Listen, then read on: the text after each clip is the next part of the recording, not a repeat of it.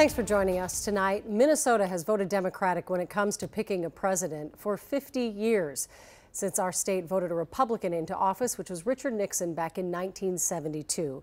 The last two elections have been close. Now, with concerns about President Biden, including from inside his own party, Minnesota is entering swing state territory. With so much attention already on November, Danny Spiewak spoke with both parties about their plans to win.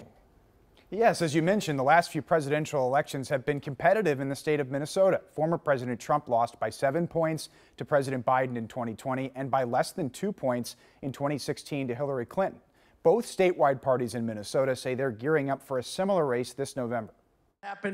After the attempted assassination of former President Trump, the Minnesota DFL and Minnesota GOP are finding common ground. It's really sad. It's unacceptable. Violence has no place in politics. It's just like the most anti-American thing that could have happened. But the similarities between the parties end there for DFL Chair Ken Martin. The contrast between our parties is so stark. And State GOP Executive Director Anna Matthews. The two different parties are on very different tracks. Minnesota hasn't voted for a Republican president in a half century, but a collection of polls taken before the assassination attempt reveal a competitive matchup in this state.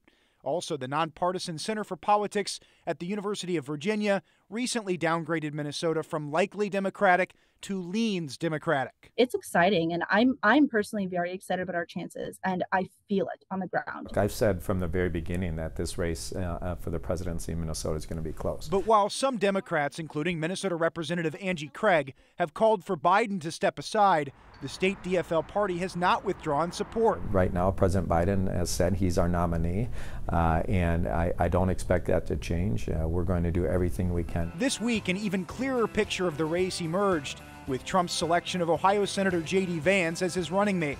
Trump himself said he chose Vance partly for his appeal in Minnesota and other battleground states. Yes, I do think that it will help. And I just think across the board, having a fighter, having somebody young. Martin with the DFL called Vance an extremist. They haven't won a statewide election in some time, and J.D. Vance is certainly not going to help Donald Trump in this state. Today, Republican National Committee co-chair Lara Trump told supporters at the convention that the campaign now considers Minnesota a battleground state. They say they've added Minnesota and Virginia to the list of states that are part of their swing state strategy. All right, Danny, thank you.